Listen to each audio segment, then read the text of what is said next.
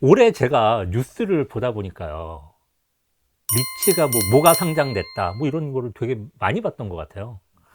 근데 이게 현재 지금 시장에 상장돼 있는 리츠가 얼마나 되나요? 상장 리츠는 2021년 11월 말을 기준으로 해서 예. 16개가 있고요. 음.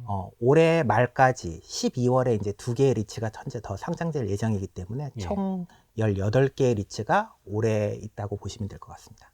추가적으로 좀 더 말씀을 드리면은 예. 이번에 저희도 리츠를 하나 상장을 준비하고 있거든요. 아, 예. 이건 해외 부동산에 투자를 하는 건이고 특히나 뭐 저희가 알고 있는 아마존이라고 하는 유명한 전자상거래 업체와 또 뭐 물류 배송에서 또 강자인 페덱스라고 하는 페덱스, 업체가 예. 임차하는 100% 임차하는 이제 미국에 있는 물류센터에 투자하는 어. 리츠를 저희가 준비를 하고 있습니다. 곧 상장이 될 예정입니다. 그러니까 꼭 부동산뿐만이 아니라 해외 자산에 투자할 때 공통적으로 투자자분들이 궁금해하는 게 있거든요. 환율. 환율. 미국이면은 뭐 원달러 환율일 거고 일본이면은 엔화하고의 환율일 건데 환율이 변하면 결국은 자산의 가치에 영향을 받는데 맞습니다. 이것도 뭐 당연할 거거든요. 그러면 그 부분들이 그러니까 국내 상장된 리츠인데 해외 부동산에 투자하는 경우에 환율이 변동되면 투자자분들한테 어떤 영향이 있나요? 상품마다 조금씩 차이가 있는데요. 예. 그 부분은 근본적으로 리츠가 어떤 환해지 정책을 가지고 투자를 하느냐가 이제 가장 중요할 것 같고요. 예. 뭐 경우에 따라서는 100% 환해지를 하는 경우도 있고, 환해지를 아예 하지 않는 경우도 있고, 뭐 예를 들어서 50%로 해지를 하는 경우도 있는데요.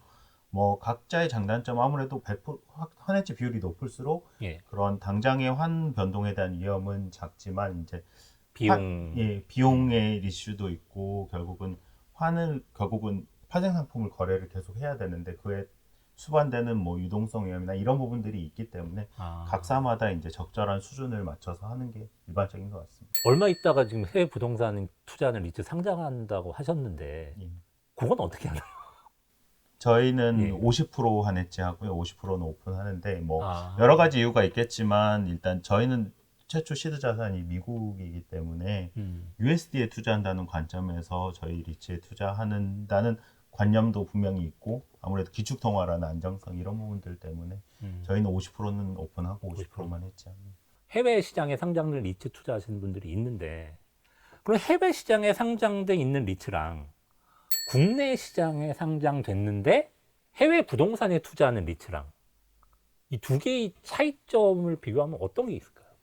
아무래도 개개인 투자 입장에서는 시시각각 변하는 것에 직접 빨리 대응을 해서 현지에서 직접 거래를 하고 싶은 부분들이 충분히 있으실 거고 특히 주식 같은 경우에는 더더욱 그 변동이 많이 되기 때문에 그러겠지만 부동산은 자산의 특성상 사실 시시각각 자산의 가치가 변동되지 않기 때문에 언더라인 에셋이 비슷하다고 생각하시면은 한국에 있는 리츠를 통해서 투자를 하시는 게 조금 더 편의성이 분명히 있을 것 같고요. 동시간대 거래하는 측면에서. 그리고 추가로 어쨌든 환전을 하고 이러한 부분에서 비용이 발생할 텐데 그런 부분이 개개인이 뭐 직접 환전을 한다거나 이런 것보다는 리츠 같은 곳에서 크게 거래를 함으로 인해서 조금 더 비용을 절감하는 효과가 있을 것 같습니다. 미국이나 일본 같은 경우는 리츠가 뭐 굉장히 많다는 얘기를 들었습니다. 우리나라도 근데 그렇게 될 가능성이 있을까요? 지금까지는 뭐 좀 적다고 하더라도 어떻게 보세요? 맞습니다. 미국, 싱가포르, 일본처럼 리츠 시장이 굉장히 발전할 가능성이 저희 나라도 크다고 저는 생각을 하고 있고요. 예. 왜 그러냐면 2018년이니까 거의 한 3년 전부터 상장 리츠가 많아지기 시작했어요. 그 전에는 거의 없었다고 보시면 되고요. 그렇기 때문에 3년 전부터 이 상장 리츠의 시장이 점점 커지고 있고 시총 규모도 커지고 있기 때문에 많은 분들이 여기에 관심을 갖고 계시고 또 앞으로 갖게 되실 거라고 저는 생각을 하고 있습니다. 그러면은 이제 사실 투자자분들이 제일 궁금해하시는 부분은 이걸 것 같습니다. 그래서 배당 수익률은 얼마나 주는, 배당은 얼마나 주냐니 이게 이제 네네. 궁금하실 수밖에 없죠. 그게 부동산으로 치면 임대료인 거잖아요. 맞습니다. 맞습니다. 얼마나 되나요? 보통 이제 공모가 5,000원을 기준으로 말씀을 드리는데요. 예. 보통 5% 초반에서 7% 정도 사이에서 왔다 갔다 한다고 보시면 될 것 같습니다. 각 리츠마다의 그 목표 배당률이 좀 다르기 때문에 그거는 각 리츠별로 공시되는 부분이라든가 자료를 검토해 보시면 알 수 있습니다. 근데 이제 말씀드렸다시피 예. 액면가 기준으로 말씀드린 게 한 5%에서 7%고 사실 최근엔 리츠 가격이 많이 올랐기 때문에 예. 시가 대비로 했을 때는 그것보다는 조금 더 낮을 수는 있을 것 같습니다. 5에서 7%인 리츠가 있다라고 할 때 그 배당 수익률이 그러면 올해만 그렇다는 얘기인지 아니면 10년 뒤에도 그렇다는 얘기인지 이런 부분도 궁금하지 않을 수가 없거든요. 그거는 어떤가요?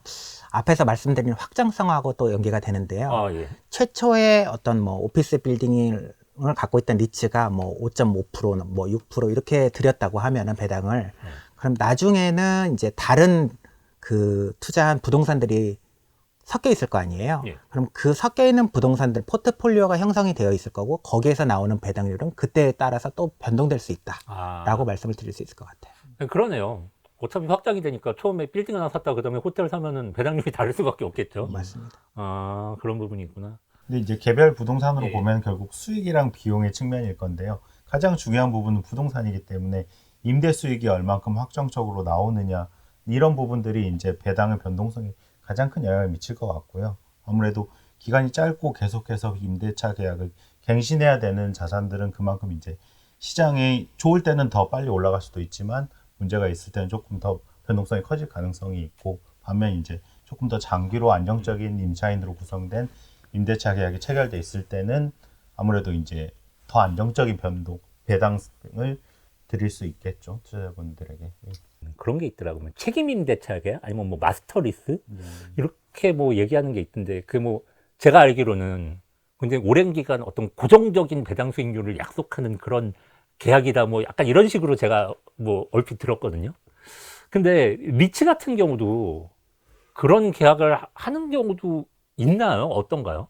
네, 종종 있고요. 아, 종종 있어요? 네, 맞습니다. 그래서 장기간을 뭐 마스터리스 하면은 아무래도 배당이라고 하는 측면에서 보면은 주주분들에게 안정적으로 오랜 기간 동안에 안정적인 임대료를 받을 수 있기 때문에 리츠 입장에서는 배당을 드릴 수 있는 것이고 그래서 사실 리츠 입장에서는 오랜 기간의 영속형을 따지기 때문에 마스터리스 계약을 좀 더 선호하는 게 더 맞습니다. 뭐 예를 들어서 10년 동안 5% 주기로 마스터 리스 계약 뭐 정확히 그런 방식인지는 제가 잘 모르겠습니다만 그렇게 돼 있으면은 그 5천 원에 들어간 투자자분들은 10년 동안은 그냥 배당률 걱정을 안 해도 되는 뭐 이런 상황인 건가요? 뭐 임차인의 크레딧에 문제가 없다면은 아, 임차인이 갑자기 망하거나 이런 뭐 식으로. 그렇지 네네네. 않는다면 아, 예.